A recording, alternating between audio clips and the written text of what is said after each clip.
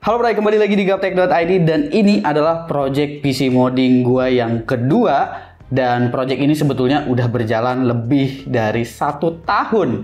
Ini adalah project lanjutan gua untuk PC mod Kobokanairu dan ini adalah si Chilus. Jadi 1 tahun yang lalu, sekitar 1 tahun yang lalu gitu, gua pingin ngelanjutin project PC mod Kobokanairu. Saat itu Kobo tuh belum ada kostum-kostum baru, jadi baru muncul si Chilus ini. Makanya gua kepikiran untuk bikin si Chilusnya dengan PC mini SFF tanpa menggunakan discrete GPU, lalu kepikiranlah untuk bikin PC moddingan ini. Tapi kenapa bisa 1 tahun? Itu dikarenakan saat itu gua masih banyak persiapan pernikahan pertama, karena saat itu gua lagi baru mau siap-siap nikah. Abis itu selanjutnya ya ada Computex lah, pokoknya banyak kerjaan-kerjaan lain sampai akhirnya Ryzen 7000 series sudah rilis dan dapat informasi bahwa AMD Ryzen 8000G series alias si CPU yang terbaru itu bakalan diluncurkan secara global. Maka dari itu project ini dipending dulu. Awalnya project ini bakalan gua pasangin Ryzen 5 5600G. Tapi gue tunda akhirnya karena gue cukup bersabar untuk nungguin AMD Ryzen 8000G series. Sebelumnya gue udah sempat ngebahas Ryzen 7 8700G dan untuk PC yang satu ini gue menggunakan AMD Ryzen 5 8600G.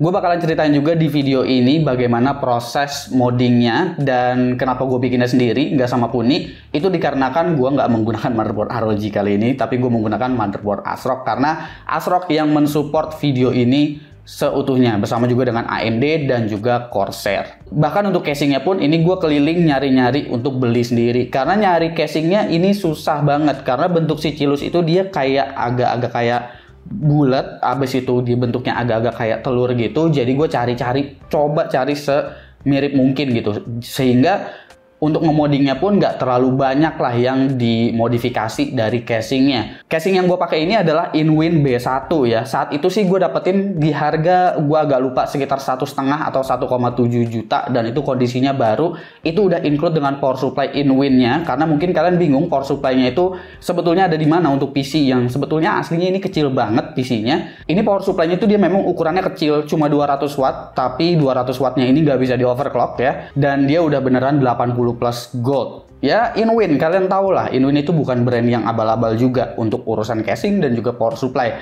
Jadi gue hoki banget masih bisa nemuin Inwin B1 ini dan akhirnya gue putuskan untuk pakai casing ini dan minta sekali lagi ke Kang Haris, thank you banget Kang Haris untuk memodifikasi si Inwin B1 ini sehingga menjadi si PC Chilus ini ya. Untuk spesifikasi yang gue pakai itu CPU tadi gue udah sebutin ya, pakai AMD Ryzen 5 5600G.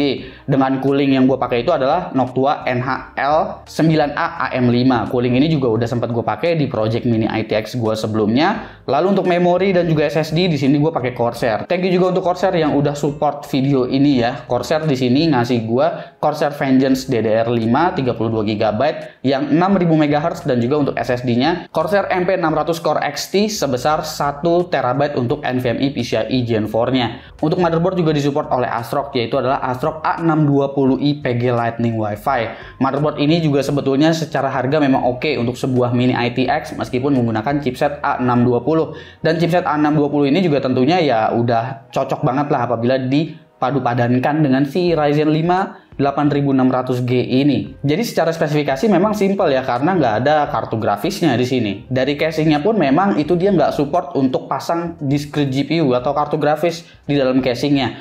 Aslinya si Inwin B1 ini juga bentuknya nggak horizontal seperti ini, tapi dia berdiri. Jadi di sini dibikin kaki-kaki baru sama Kang Haris sehingga dia sebetulnya ini jadinya tiduran dan karena dia tiduran, justru colokan dari USB dan juga audio jack-nya itu beserta tombol power itu jadi pindah ke atas. Ini gue jadinya malah lebih suka dengan konsep yang seperti ini. Lalu ornamen dari ininya nih, awannya dan juga sharingan-sharingannya ini, gue entah nggak tahu lah ini apa namanya ya.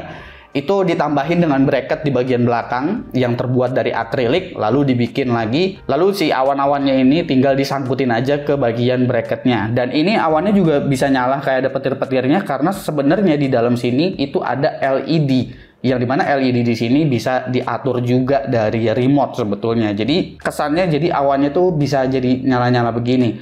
Nah, untuk proses perakitannya sebetulnya untuk PC seperti ini nggak sulit karena Kang Haris cermat banget di sini untuk modifikasinya ya, karena dibikin bracket doang di belakang, dibikin kaki baru untuk casingnya, sehingga proses perakitannya tuh sebenarnya masih sama aja seperti perakitan Mini ITX pada umumnya, bahkan cenderung gampang di casing yang satu ini. Ya seperti biasa stepnya semua yang dicolok ke motherboard dicolokin dulu, dan sebetulnya itu udah semuanya selesai. Kayak nyolokin CPU, nyolokin memori, nyolokin SSD ke motherboard beserta juga dengan coolingnya ya.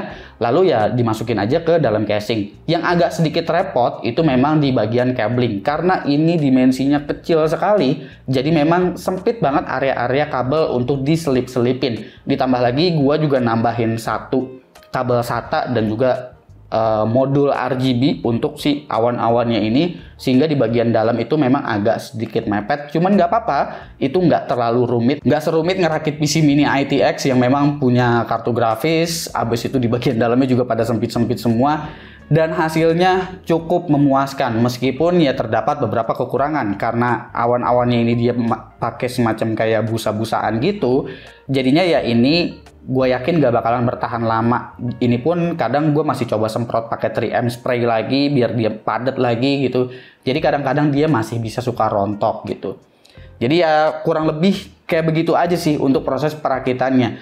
Nah untuk performance-nya gimana? Apa aja yang gue tuning? Sebetulnya nggak ada yang gue tuning, jadi biarin jalan default aja. Hanya TJ Max-nya itu gue set di 85 derajat Celcius. Karena sirkulasi udara di casing ini kan minim sekali. Maka dari itu untuk junction temperatur juga gue jaga biar dia TJ Max-nya itu lebih rendah. Jadi gue nggak bakalan nemuin temperatur di 95 derajat Celcius lah, paling nggak seperti itu.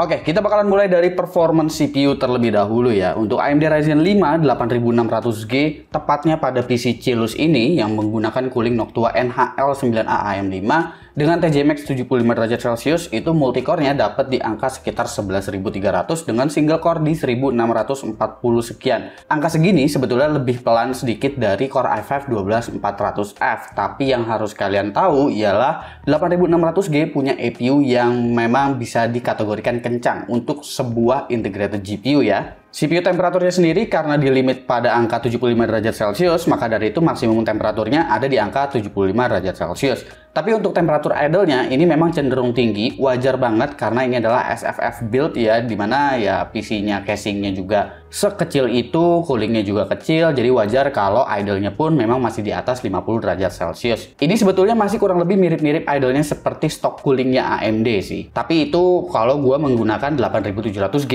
Lalu untuk CPU package power, di sini jika gue menggunakan TJ Max 75 derajat Celcius, CPU ini hanya memakan daya 65 watt aja apabila gue menjalankan Cinebench R23 looping, dan itu hanya CPU package powernya. Bagaimana dengan satu sistem PC yang udah kita rakit ini?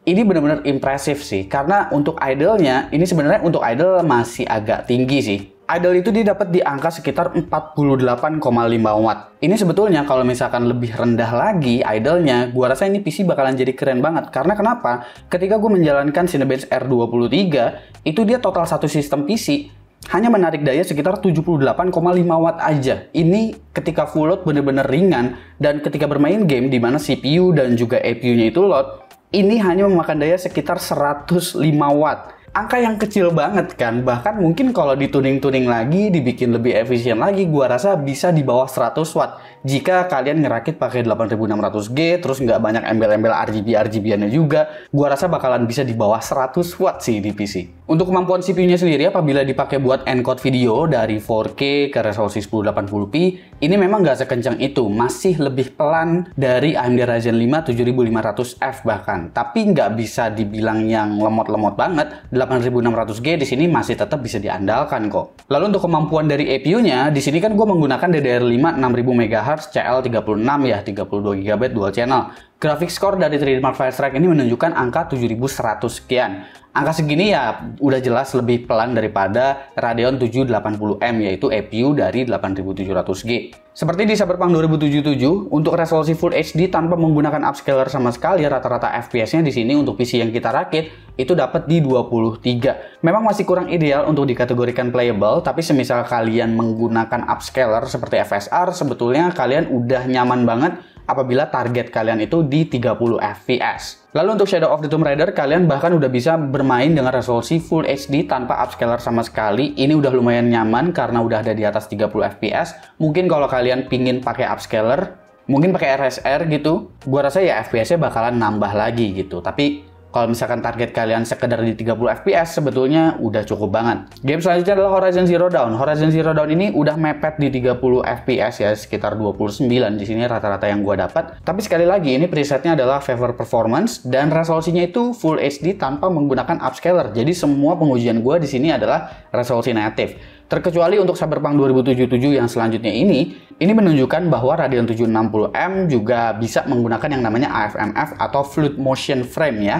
Jadi dengan rata-rata FPS yang rendah tadi ketika bermain Cyberpunk 2077 pada resolusi 1080p native, itu sebetulnya bisa dibantu dengan upscaler atau dengan fluid motion seperti ini. Ini gue hanya menggunakan fluid motion tanpa menggunakan upscaler seperti RSR ataupun FSR. Peningkatan FPS-nya udah lumayan, tapi memang ada yang dikorbankan dari segi latency apabila kalian menggunakan yang namanya AFMF ini. Untuk SSD dari Corsair MP600 Core XT, gue rasa kalian udah cukup tahu lah ya performance dari SSD ini seperti apa. Di sini gue hanya menunjukkan aja bahwa temperatur dari Corsair MP600 Core XT di sini masih tergolong aman meskipun ini PC yang cenderung kecil. Kecepatannya so-so aja, ada di sekitar 5 GB per second dengan RAID sekitar 3,8 GB per second. Random 4K-nya masih cukup baik, tapi karena ini adalah SSD yang kelas entry, gue menyarankan untuk nggak ngisi SSD ini sampai lebih dari 80%. Karena biasanya kecepatannya dia bakalan lumayan ngedrop tuh nantinya. Gue jujur aja happy ya setiap ngelihat proses yang panjang dari PC modding dan akhirnya selesai jadi gitu ya. Meskipun PC ini udah pasti nggak bakalan gue pakai untuk harian, tapi sebetulnya PC ini bakalan cocok apabila kalian pengen setup yang lucu-lucu, kalian seneng sama si Kobo gitu ya. Terus kalian juga pingin PC mungkin buat HTPC, buat editing tipis-tipis, buat main game yang ringan-ringan doang. Sekedar hanya PC untuk entertaining aja, sebetulnya ini oke. Pertanyaannya, apakah PC ini bakalan gua jual? Gua kepikiran akan gua jual si PC-nya, tapi gue sejujurnya masih bingung ngirimnya gimana karena area awannya ini bener-bener rentan banget. Jadi kemungkinan kalaupun gue jual, itu gue bakalan jual ke area Tangerang dan juga Jakarta aja karena domisili gue ada di situ. Jadi mungkin buat yang berminat mungkin bisa DM aja ke Instagramnya Gaptek. Paling untuk harga gue samain aja seperti harga komponen-komponen barunya, nggak perlu dengan harga dari modifikasinya. Palingan kurang lebih kayak begitu sih. Ya, gue happy akhirnya bisa menjalankan PC moddingan lagi dengan konsep yang gue berikan. Tentu modifikasinya bukan dengan tangan gue sendiri. Gue hanya memberikan konsepnya aja dan juga gambar yang benar-benar kasar ke Kang Haris. Dan Kang Haris lagi-lagi bisa mengeksekusinya dengan sangat baik. Mungkin kalau kalian pengen modding juga, ya kalian bisa coba kontak ke Kang Haris ya untuk bikin project moddingan PC personal kalian sendiri gitu. Nanti gue cantumin Instagramnya Kang Haris di kolom deskripsi juga. Komennya di bawah menurut kalian gimana nih PC Cilus. Jangan lupa subscribe Gosupki dan seperti biasa sampai jumpa di lain kesempatan.